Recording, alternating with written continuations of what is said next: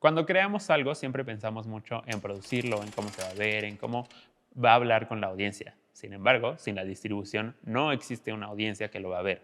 El día de hoy platicamos con Nuria Menchaca y con Axel Olivar, dos expertos que nos van a platicar cómo distribuir aquellos proyectos en los que pusimos nuestro corazón completo. Esto es One on One, bienvenidos.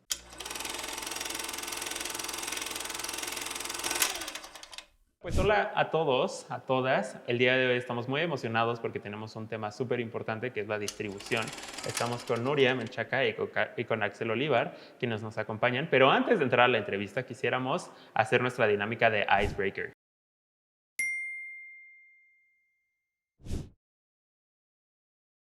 Este es un juego que se llama Frame, que básicamente nos va mostrando un frame de una película y tenemos 6 oportunidades para adivinarlas.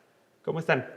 Bien. Muy bien, Ro. ¿Están Gracias, listos para gracias. este juego? Sí, Vamos. a ver. Ok, miren, en Nerviosa. este primer frame, para las personas que nos están escuchando solamente, vemos un bosque con una luna muy amarilla y hay unos personajes que no se alcanzan a ver dentro, o sea, justo al límite de un barranco. ¿Tienen algún guess ustedes? ¿Quieren adivinar algo? No tengo idea. Esto No es de alcanzo a stop ver. motion, pero... Sí. Nuria dice que es stop motion, Axel coincide. Muy en narrador yo aquí de que... No sé. Ok, No, yo cambiamos. tampoco. Siguiente cuadro. Fantastic Mr. Fox. Axel dice Fantastic Mr. Fox. Nuria. ¿Sí? ¿Tú crees? Sí, porque Isla de Perros. Ok, creo que vemos una composición bastante andersoniana. Sí, total. ¿No? De eso, entonces vamos a intentar. Pero no creo que con sea Mr. Fox. Fantastic Mr. Fox. Sí. Ah, muy bien. El siguiente frame, el número 3, es la emblemática cloaca donde vemos al Ah, Fantastic sí. Mr. Fox Sí, viendo claro. hacia arriba. Ok. La 4 son los 3 jefes de la granja con sus escopetas pertinentemente. El 5 es el señor Badger con todos sus amigos ya que se tienen que refugiar todos bajo tierra. Y el 6, por supuesto, es Fantastic Mr. Fox con su esposa en la cena.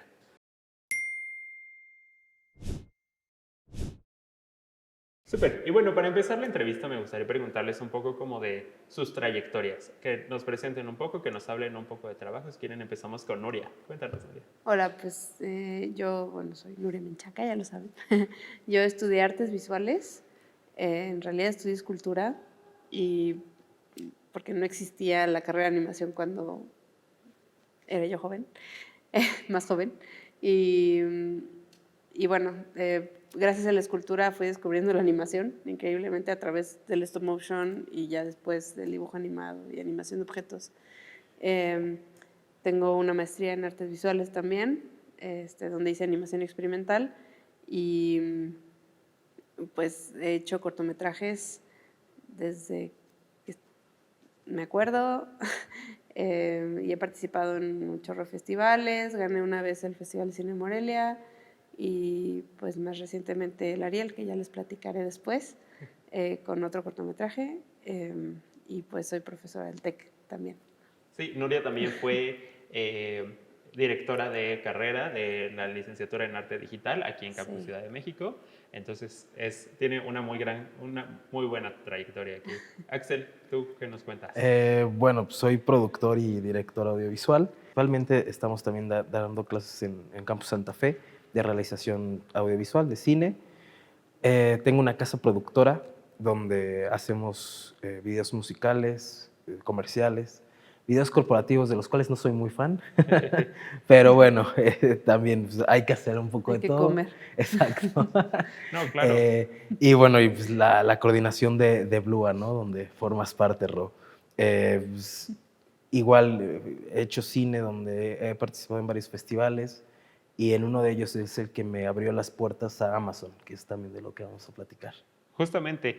Y sí, para los que no sepan, bueno, Blua es un proyecto que tenemos a través de pues, muchos de los campus del TEC y es un poquito meta, ¿no? Porque este programa sale a través de Blua, pero tenemos aquí al coordinador Muy regional extraño, de Blua. sí. Entonces está un poco extraño, pero más que por ser coordinador, te traemos como por tu gran trayectoria, ¿no? Entonces sí. Y entonces lo primero que me gustaría como preguntarles es, ¿en qué momento empiezan a pensar acerca de la distribución? Porque como estudiante, los profes siempre nos dicen como piensen en su distribución, piensen cómo lo vamos a mandar y a veces no pensamos para nada, aunque nos dijeron en la distribución. Entonces, Axel, ¿tú qué opinas? ¿Desde qué momento empezamos a pensar en la distribución? Híjole, yo a lo mejor va a ser algo que no les guste escuchar, pero yo les digo que no lo estén pensando, sobre todo para festivales, o sea, que no siempre lo piensen para festivales, porque entonces se pueden sentir limitados, limitadas en lo que estén haciendo. Y nos pasó con unos alumnos, ¿no? Que su producto era muy bueno, pero no era para festivales, era para plataformas digitales, era para YouTube. Entonces, de entrada yo les digo, o sea, primero créanse, sientan, abracen su proyecto en la etapa de la escuela y ya que lo tengan el producto final, pues ya podemos ver hacia dónde puede salir, ¿no? Obviamente, yo siempre les digo que no se quede guardado en su computadora, que no se quede guardado en su Drive, en el 100 que me puedan poner en clase, que sí busquen una forma de salir, pero de entrada que no se estresen, sobre todo en los primeros semestres, que no se estresen en eso, sino en que salga el producto bien.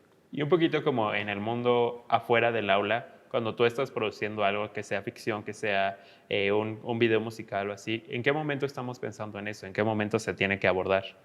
Híjole, pues sí, en cine en ficción sí lo pensamos desde el principio, sobre todo por pues, el capital. Entonces, normalmente lo que hacemos igual sí se piensa para festivales, porque todavía pues, son cortos, son medios. Entonces, siempre se plantea cuando se busca este capital la ruta hacia los festivales que nosotros creemos desde el guión que puede ir. Obviamente, pues sabemos que, luego en las presentaciones, cuando estamos pichando, ponemos que claro que nos gustaría participar a mejor cortometraje en los Óscares, ¿no? Pero eso sí, no lo podemos asegurar. En festivales más chicos, pues a lo mejor y sí, pero en ese momento sí lo pensamos en cine desde el principio. Digamos, en otros medios, como es los videos musicales, es hablarlo mucho con el artista, porque muchos artistas van para la tele, que ya es menos, pero aún van para la tele y para pues YouTube al final de cuentas, ¿no? Entonces siempre es preguntarles qué quieren hacer con su video, a dónde va, si van a ir, nos ha tocado que hacemos un video y de repente nos piden, oye, es que vamos a ir a Hoy o a Venga la Alegría a presentar la canción, necesitamos el video en tal formato. Entonces, bueno, pues platicar eso desde el principio. Si el artista, en caso de videos musicales, pues no tiene claro todavía dónde va más que a YouTube, tratamos de hacer el video para YouTube, pero tener los masters para reeditarlo para cualquier otro lado donde se pueda mover. Ok, súper. Yo voy a decir Claro lo que sí. contrario. Ajá. Bueno, pero en base a mi experiencia, ¿no? Yo empecé como estudiante haciendo mis cortos para responder a convocatorias específicas de festivales. De hecho, justo eso fue lo que me movió. De nuevo, yo no estudié esto, yo no estudié ni cine ni animación, entonces realmente no existía ninguna dirección respecto de cómo participar. Entonces, la manera en la que yo me obligaba a hacer cortos, porque nadie me obligaba a hacerlos, porque de nuevo no había esa materia, fue justamente diciendo que quiero participar, ver que salía una convocatoria. En un inicio había un festival que se llamaba Animasivo, que ponía temas. Entonces era, ok, la convocatoria de Animasivo tiene este tema, pues cuánto tiempo tengo, cuándo cierra la convocatoria, y entonces me ponía a hacer cortos muy sencillos y demás, pero eso me permitió ir aprendiendo. Hoy en día ya, pues ya los hago un poco más complejos, ya tengo un equipo de trabajo, ya pensamos en otras cosas, pero sí, yo sí sigo pensando yo soy muy de festivales, ¿no? En cuál sería el festival donde me gustaría estar, y cada festival pues tiene su matiz, y en base a eso yo como creadora, pues sí pienso mi historia y pienso muchas cosas. A mí los festivales me ayudan a pensar en una audiencia, ¿no? En concreto, porque yo he sido esa audiencia. Entonces, pues sí, es sin duda una visión muy distinta. Claro, lo que también yo hago es cine independiente, ¿no? no tiene una motivación necesariamente. Obviamente hay que comer, pero, pero no necesariamente es una motivación pues, Capital. de capital. O sea, si quieres recuperar tu inversión y ganar un poquito, pero nuestra inversión es muy baja desde inicio, ¿no? Claro, y es que eso es muy cierto, ¿no? Siempre estamos, justo en el episodio pasado, justo hablábamos de cómo se tuvieron que modificar muchos de los proyectos para como quedar entre ciertas convocatorias, sobre todo porque estamos condicionados por el dinero. Entonces, quiero preguntarles, ¿cómo condiciona la distribución el financiamiento? Que creo que es como la pregunta que deben entender todas y todos aquellos que están por primera vez entrándole a la industria. Pues totalmente. Yo creo, digamos, hay proyectos que haces por amor al arte y porque lo quieres hacer digamos, yo creo que todos los proyectos los quieres hacer, ¿no? Hay una motivación, pero depende mucho del tipo de proyecto, es el tipo de distribución que vas a buscar y también del tipo de financiamiento que tengas, ¿no? Hay proyectos, o sea, si realmente te vas a gastar mucho en ese proyecto, en producirlo, pues necesitas recuperarlo y entonces necesitas pensar en cómo recuperarlo, ¿no? O sea, la distribución de un corto de Pixar, por ejemplo, es muy distinta a la de un corto mío, ¿no? Claro. Por lo mismo, porque el corto de Pixar, pues tienes que usar a todo tu equipo de miles de personas que hay en el estudio de Pixar y son cortos muy caros, pues que realmente el tipo de cosas que hago yo, ¿no? Sí, y yo lo pienso, es algo que normalmente no hacemos, porque me incluyo como director, no como productor.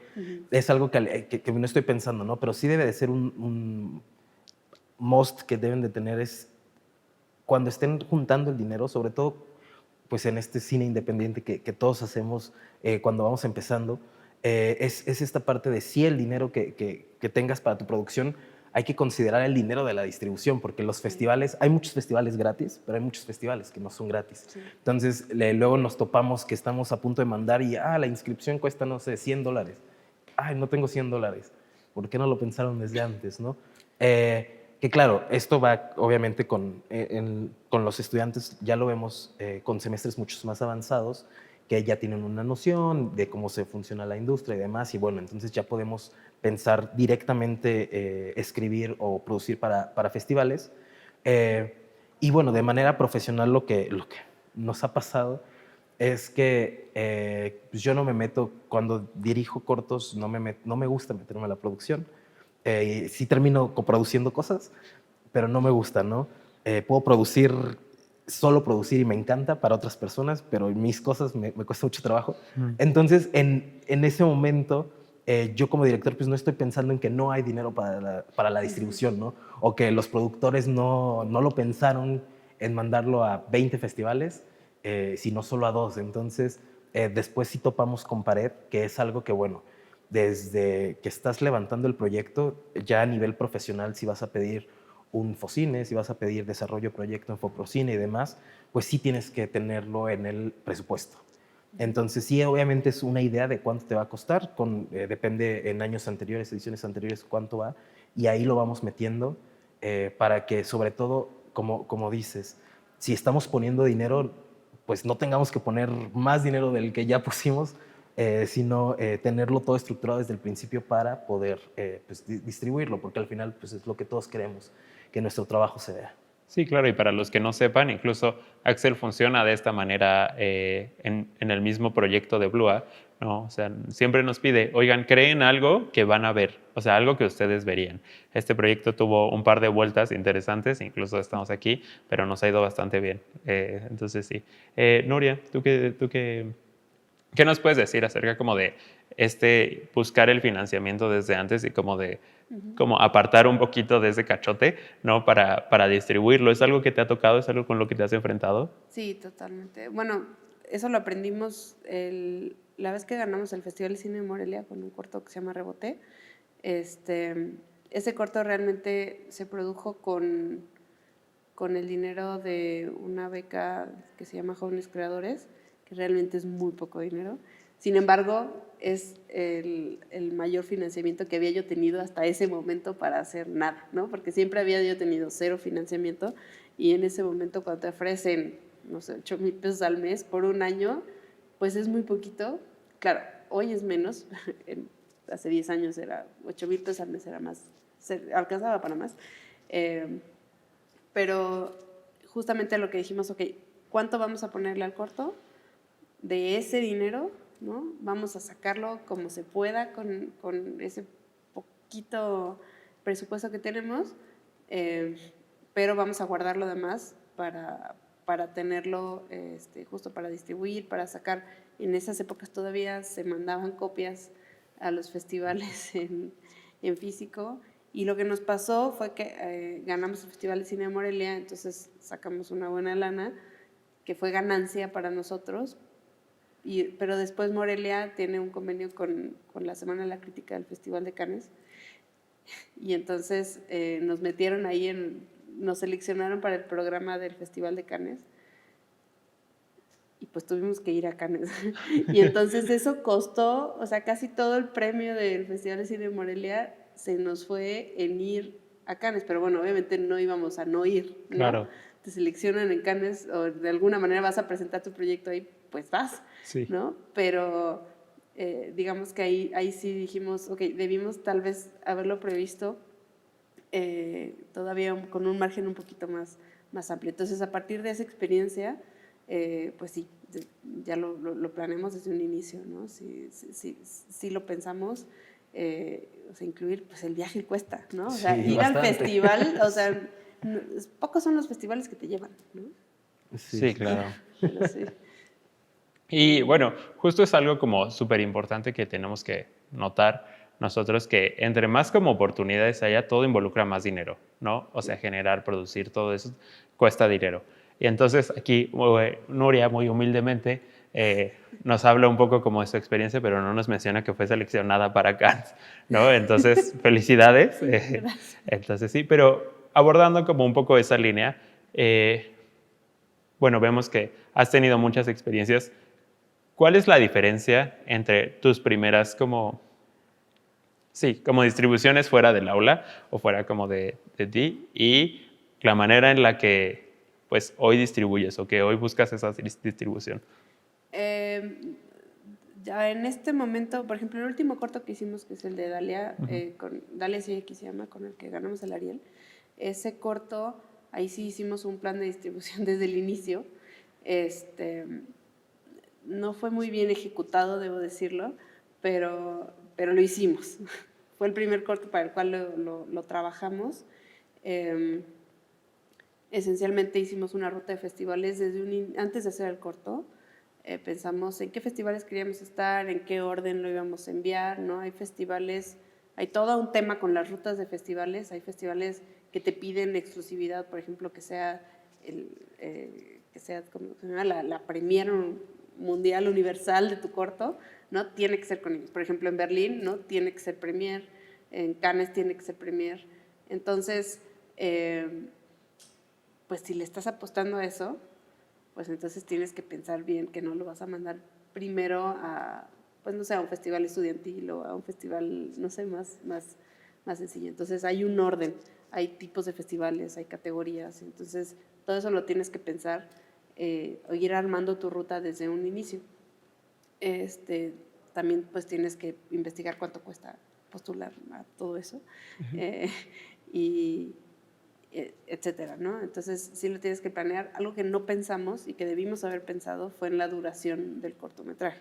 Por ejemplo, no se nos había ocurrido que la duración iba a tener una injerencia en la cantidad de selecciones que íbamos a tener, y ese fue un error que cometimos. Hicimos nuestro corto muy largo y entonces no pensamos en el programador, ¿no? En un festival hay un programador que tiene que meter en 1 hora y media pues cierta cantidad de cortometrajes, sobre todo en animación, pues entran muchos cortos y en un programa, y pues cuando tienes un corto de 11 minutos como el nuestro, pues 11 minutos es larguísimo, ¿no? Para animación, no para ficción ni para documental, pero para animación. Entonces esa fue una mala decisión y entonces no nos seleccionaron en muchos lugares solamente por la duración de nuestro corto, porque era muy largo. Entonces eso tiene que ver también con distribución, no lo pensamos. Pero bueno, fuera de eso hicimos la ruta, pensamos en el presupuesto para poder enviar, etcétera, para postular, para hacer copias, para hacer DCPs, ¿no? Hay festivales que todavía te piden el USB, ¿no? Que lo mandes físicamente, ¿no? Y bueno, todo eso cuesta, ¿no? Entonces lo tienes que pensar y a partir de ahí, pues, fue bajar presupuestos, ¿no? Sí, claro, algo que yo jamás había pensado un poco era como cómo impacta la duración, ¿no? O sea, incluso a mí me pasó con un proyecto estudiantil que entra al Festival de Cortometrajes del TEC, pero no nos proyectan porque no había espacio, o sea, Claro. porque era un corto largo, ¿no?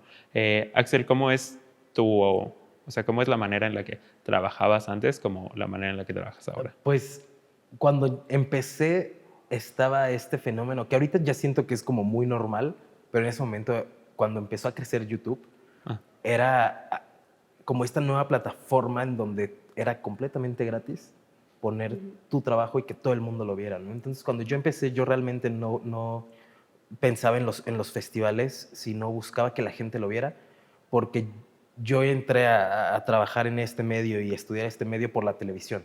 Entonces yo quería que la gente viera mi trabajo como yo veía la tele y el trabajo de la tele, ¿no? Entonces empecé por ahí y había casos, había empezado a leer casos en donde sabían un corto, no sé, me acuerdo mucho de hace 10, 15 años, uno de Dragon Ball, que le había ido muy bien y alguien ya los había jalado para hacer otra cosa y de ahí habían salido directores. Entonces yo dije, pues puede ser algo padre y es algo que siempre les digo. Nunca sabes, independientemente en dónde, quién va a ver tu trabajo, ¿no? Entonces, pues yo estaba fascinado con eso. Después lo dejé un poquito y empecé con los festivales. Y creo que mis grandes errores, que espero que les funcione, es una, sí, pensar en la duración, porque me ha pasado que he visto en clase que luego hacen cortos de 20 y tantos minutos, que en Morelia creo que son 17, 18 en live action, ¿no? Entonces, bueno, en este tipo de casos sí la duración, pero sobre todo algo que aprendí es la agenda. Cada festival, cada año tiene una agenda. Entonces no puedes mandar lo que sea y a ver, mando a 15 festivales y a ver cuál queda, ¿no? Normalmente lo que nosotros hacemos, lo que yo hago es ver las ediciones pasadas de los festivales y ver más o menos qué quedó seleccionado y tener una idea de ahí que puede quedar seleccionado el año que sigue. En este corto que estuvo para Amazon, pues el año que lo metimos nos dimos cuenta, porque nada más lo metimos, ahí fue nuestro gran primer error, después de haber visto que no quedábamos, empezamos a buscar por qué no quedábamos y la agenda no era por ahí. El de nosotros trataba de la violencia, de la violencia hacia la mujer y ese año no era el tema del festival, entonces fue entender qué es eso, ¿no?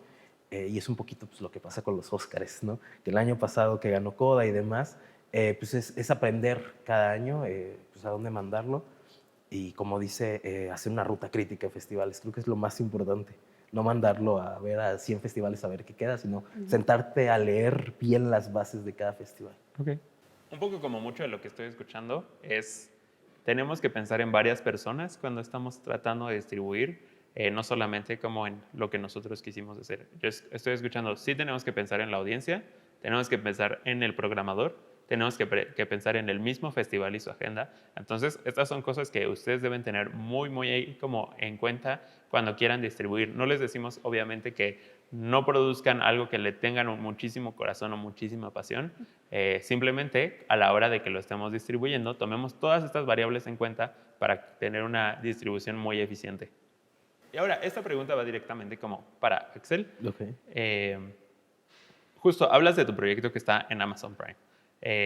¿Cómo es trabajar con estos grandes nombres, con estos grandes procesos? ¿Cómo es acercarte a ellos? ¿Cómo es lograrlos? Es intimidante, me imagino.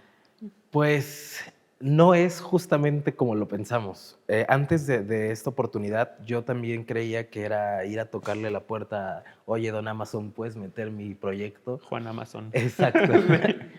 Y pues no es así. Realmente, pues sí, es contactos.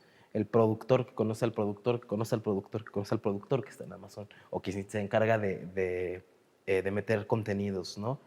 pero en ese proyecto en específico fue gracias a un festival. Entonces creo que también es algo de la importancia de los festivales, más allá de que muchas veces pues, no tenemos la oportunidad de irnos a Cannes o de ganar un Ariel, pero es eso, o sea, el estar en el festival creo que es algo muy importante. Yo estoy en un festival que viene, y supongo que por eso la distribución, viene de la televisión. Entonces es un canal de televisión en Estados Unidos que se llama Shorts TV, que se dedica a... Es un canal literal de puros cortos, ¿no? Entonces hay una categoría que se llamaba Best of Latin America Short Film. Y lo mando como ya en sus últimos meses de vida de Festival del Corto. Quedamos seleccionados, nos exhiben en Los Ángeles. No pude ir. Pero vaya, después de eso nos exhiben en Los Ángeles, pasan 1 o 2 meses y nos dicen, queremos meter tu proyecto con nosotros, que se quede con nosotros. Nosotros distribuimos en España, Reino Unido y Estados Unidos Amazon. En México tenemos, no estamos en Amazon, estamos en Total Play.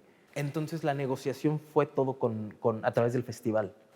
Entonces realmente yo no he tenido el acercamiento con una persona de Amazon para ver cómo meter un proyecto, pero al estar ahí, al que la gente lo viera, nos ayudó mucho a que este festival o esta productora dijera, le fue bien, la audiencia reaccionó bien, quiero enseñarlo.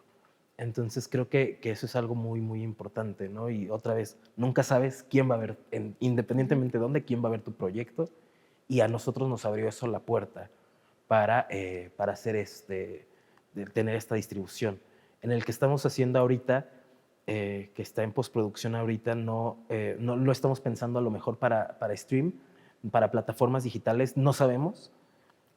Por ahí nos dijeron que tenemos la oportunidad de ir a Filmin Latino, que creo que es muy bueno para distribuir nuestro contenido, pero igual sí se está pensando para festivales y para saber qué sigue después de los festivales, qué pasa con los festivales. Claro, y es súper importante, ¿no? Eso que mencionas, nunca sabes quién va a ver tu trabajo, es creo que clave, entonces apúntenlo por ahí. Nuria, tú ganaste un Ariel. Sí. Felicidades, antes que nada. Muchas Gracias. felicidades. Con un proyecto que Gracias. se llama Dalia sigue aquí. Sí. ¿Cómo fue? ¿Cómo fue el proceso desde que empezamos como a pensar justo en la ruta de distribución que dices? ¿Y cómo fueron estos acercamientos primero hasta que llegaste al Ariel? Uy, bueno, no es muy larga la historia en realidad. Pues primero teníamos nuestra ruta de festivales, ¿no? Que es lo que planeamos desde un inicio. Quien es el productor del corto es Carlos, quien también mi esposo, y somos socios en nuestro estudio. El sueño en su vida es llegar a los Óscares de alguna u otra manera. Y entonces, con este corto dijo, este es nuestro corto de los Óscares. Entonces yo dije, bueno, está bien, ¿no? Se vale soñar, ¿no? Y pues soñemos juntos lo que tú quieras, yo lo voy a dirigir, etcétera. Y entonces lo trabajamos así. Entonces, sí pensamos como en varias cosas, pues antes de hacer el corto, él se puso a investigar cómo se llega a los Óscares, ¿no? Y cómo se llega a los Arieles, ¿no? Dijimos, okay, antes de pensar en que si vamos a llegar a los Óscares, ¿cómo se llega a obtener un Ariel? Y entonces ya estábamos como en toda la producción del corto y de hecho ya estábamos casi terminando. Y entonces ahí empezamos a aprender pues que teníamos, para poder llegar a los Arieles tienes que tener participación en, creo que son 3 festivales nacionales, o sea, selección. Y esencialmente eso, tienes que tenerlo registrado en tu autor de una manera muy particular, y tienes que tener otro registro con otra entidad del gobierno, con la RTC. Y bueno, entonces eso hizo que nos moviéramos, o sea, que realmente tuviéramos una intención de movernos mucho en festivales nacionales, como para poder tener, pues por lo menos los requisitos mínimos de inscripción, ¿no? Al Ariel. Pues uno, por supuesto, siempre le aplica a la inscripción y que te seleccionen. Ya de ahí para allá, pues no depende mucho de ti. Sin embargo, pues hicimos algunas cosas, ¿no? Hicimos, cuando quedamos en los nominados al Ariel, entonces, bueno, pues participamos en muchos festivales a nivel nacional, lo mandamos a algunos festivales a nivel internacional, tuvimos poca recepción, justo porque el tratamiento del tema pues no se ejecutó de una manera, digamos que nuestra audiencia era más una audiencia nacional para ese corto que una audiencia internacional. Y entonces sí nos costó trabajo salir de México, bastante trabajo, y de América Latina. Pero bueno, tuvimos esas elecciones en algunos festivales a nivel nacional. Con eso pudimos postularnos al Ariel. Ganamos mención en el Festival de Morelia. Y pues nada, postulamos al Ariel. O sea, nunca lo habíamos hecho. Y ahí nos dimos cuenta que debimos haberlo hecho antes, que en realidad no era tan difícil, ¿no? Y que en realidad la gente de la AMAC, que es la Academia Mexicana de Artes y Ciencias Cinematográficas, que son quienes hacen el Ariel, son especialmente, pues en nuestro caso con animación, pero me imagino que con todos son súper amables y te responden todas las dudas y te ayudan a que postules, ¿no? Como que siempre están buscando que nueva gente postule, sobre todo nuevos animadores postulen, ¿no? Porque animación es una de las categorías que casi no tiene postulaciones. Y no es que se produzca poco, es que los animadores no sabemos postular a la Ariel. Y entonces son muy amables, te explican paso a paso qué hay que hacer para que hagas tu registro de autor, cómo hacerlo, ¿no? O sea, siempre había alguien ahí, estábamos en el teléfono todo el tiempo pidiendo ayuda. Entonces eso fue buenísimo. Y bueno, ganamos el Ariel, hicimos justo cuando sabíamos que era temporada de votación de los Arieles, hicimos por debajo de la mesa una campañita, no puede ser campaña, pero pues presentábamos el corto, o sea, no puedes pedirle a alguien que vote por ti, pero pues puede ser, hicimos nuestra campaña en Facebook, pues targeteamos gente que estuviera en cine, ¿no? Para que ahí en su feed, cuando hicieran esto, de pronto saliera, dale, sigue aquí, ¿no? Y salía el corto, hicimos una página web, etc. Y pues nada, ganamos el Ariel. Y a raíz de eso, Carlos dijo, bueno, es el momento de los Óscares. Y entonces dijo, pues, ¿qué necesitamos, no? Agarramos un buen año que nos convino mucho a nosotros para los Óscares, porque justo todo esto fue en pandemia. Entonces cambiaron las reglas ese año, cambiaron las reglas de los Óscares. Normalmente te piden que tengas una proyección en Los Ángeles, entre otras cosas, ¿no? Y que hayas ganado un premio en un festival AA y que hayas ganado no sé qué, ¿no? Hay como varias cosas. Y justo a lo de la proyección en Los Ángeles, ese año lo cambiaron porque como no hubo proyecciones, o sea, hubo muy poca proyección por la pandemia, entonces nos daban permiso de que hubiera proyecciones en línea y que hubieran llegado a Los Ángeles de alguna manera. Entonces nosotros lo justificamos así y logramos pues entrar a la lista, digamos que logramos entrar a la lista de los postulados, pongámosle así, que de los Óscares, que fue un gran aprendizaje. Nunca pensamos que que pudiéramos llegar hasta ese punto. Y bueno, la última pregunta que tengo preparada para ustedes es, ¿cuáles creen que son los mejores medios o los mejores primeros pasos que puede dar un estudiante o una persona que está por entrar a la industria del cine? ¿Quieres empezamos con Axel? Híjole, pues ahorita tienen la verdad, muchas plataformas para distribuirlo, ¿no? El año pasado estuve en la nueva presentación del Festival de Celulares que se hace aquí en México y me sorprendía que ya hay una categoría para hacer cine para TikTok. A mí no me gusta eso, pero estoy muy sorprendido que ya estén impulsando estas cosas, porque sí, las narrativas que se pueden contar en un minuto, pues es muy poquito tiempo, tienes que ser bastante hábil, y creo que que vaya por ejemplo, ¿no? Para TikTok no quiere decir grábalo con el celular, sino solo formatealo para el celular, ¿no? Entonces tienen muchas formas de distribuir su trabajo. Creo que TikTok, YouTube, Reels, para enseñarse, para darse a conocer, es como mediáticamente bueno. Y de ahí, pues justo, yo creo que aplicar a festivales desde los trabajos del aula, que otra vez lo dije en el principio, en los primeros semestres yo no les digo vayan y apliquen, sino primero aprendan a hacerlo, pero sí es importante que lo hagan para que cuando lleguen a las concentraciones o ya hagan proyectos como más profesionales cuando se gradúen, ya sepan cómo aplicar. Entonces, el ejercicio que luego les digo es, ya tienes tu corto, existe esta página que se llama Film Freeway, que es como un directorio gigante de festivales. Mételo, haz el proceso en varios. No te van a aceptar, no pasa nada. No te decepciones, no se decepcionen. En alguno de 100 es como un trabajo, ¿no? De 100, 10 te van a contestar, 10 te van a responder, no sabes en qué parte del mundo, pero ya hiciste el ejercicio.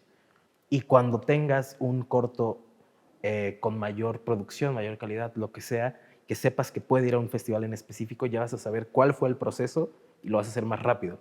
Y no te vas a estar ahí trabando porque no sabes los documentos, la duración, cómo van los créditos, todo eso, ¿no? Entonces es un buen ejercicio como cuando vas empezando para que cuando llegues ya sepas cómo llegar. Gran. Nuria, ¿tú cuáles crees que son los mejores medios? Pues, o sea, justo es eso, es aprender a postular, ¿no? Creo que o sea, lo que yo también le digo a mis alumnos es postula, como que siempre tienen miedo porque creen que su trabajo no lo van a seleccionar. Y probablemente muchas veces tienen razón, tal vez no los vayan a seleccionar, pero lo importante es eso, aprender a postular es el primer paso, ¿no? Justo, ¿no? Aprender qué es bien escribir una sinopsis, traducirla, qué son stills, ¿no? Hacer un press kit, tener el póster, cosas en las que realmente pues, no siempre piensas claro, desde un inicio. Ya que lo haces una vez, ya, lo siguiente es mucho más fácil. Entonces, pues creo que eso, aprender a postular, ir a los festivales. Aunque no te seleccionen, ir al festival como para entender y ver a quién sí seleccionaron y entender de qué se trata. Y pues también acercarse mucho a los festivales. Los festivales están muy acostumbrados a trabajar con estudiantes y con gente que se está formando y nuevos directores, nuevos artistas. Y en realidad les da mucho gusto como recibir más gente, ¿no? Tenemos la idea de que el festival es algo así. El festival son personas organizando algo y pues queriendo hablar de cine y queriendo mostrar su trabajo, ¿no? Y pues ya después esto de, o sea, ir al festival, vas a conocer a otras 20 personas que están en el mismo nivel que tú y son personas que tú en ese momento no lo sabes, pero en el futuro esa es gente con quien vas a acabar colaborando o que te va a conseguir una chamba, aunque sea solo porque te sentaste al lado de esa persona, al lado y platicaste en lo que empezaba la película. Eso de hacer contactos y conocer gente es algo que se tiene que hacer y que no vas a aprender en la escuela, ¿no? Y pues eso. Sí, súper.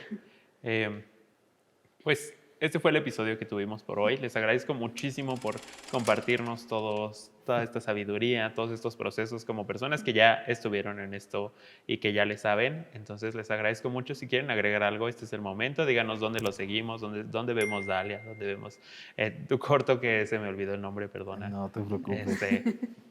Sí, dinos, ¿dónde podemos ver? Pues Blanca es el corto que estuvo ahí en Amazon. Ahorita ya está en Vimeo, ya terminó como su vida en Shorts TV. Entonces lo pueden ver en Amazon, te paso la liga, en Amazon, en Vimeo, perdón, para que si lo quieren ver adelante. La dejamos ligada en la descripción de YouTube.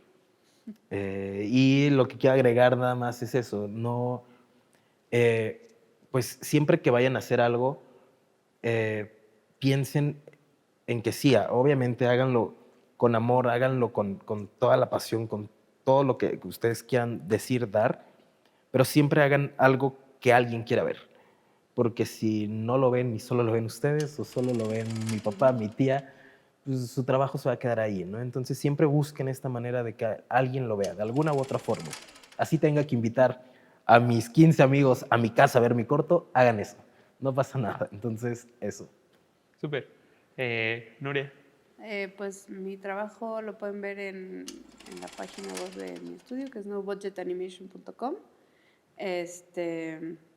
Y Dalia, pues Dalia está en YouTube, ustedes lo pueden también googlear, Dalia sigue aquí. También lo dejaremos ligado aquí abajo. Ajá.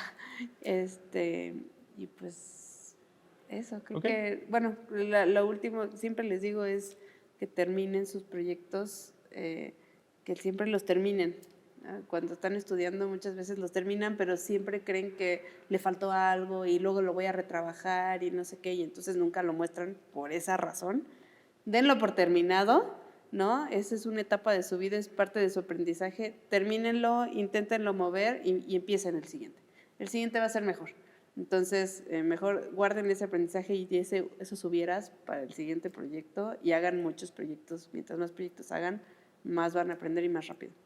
Ok, muy bien. Pues muchas gracias. Este fue el episodio de One on One. Recuerden seguir nuestras redes sociales como oneonone.show en Instagram y en TikTok. Y también a nuestro programa hermano _postcredits en Instagram y TikTok también. Muchas gracias.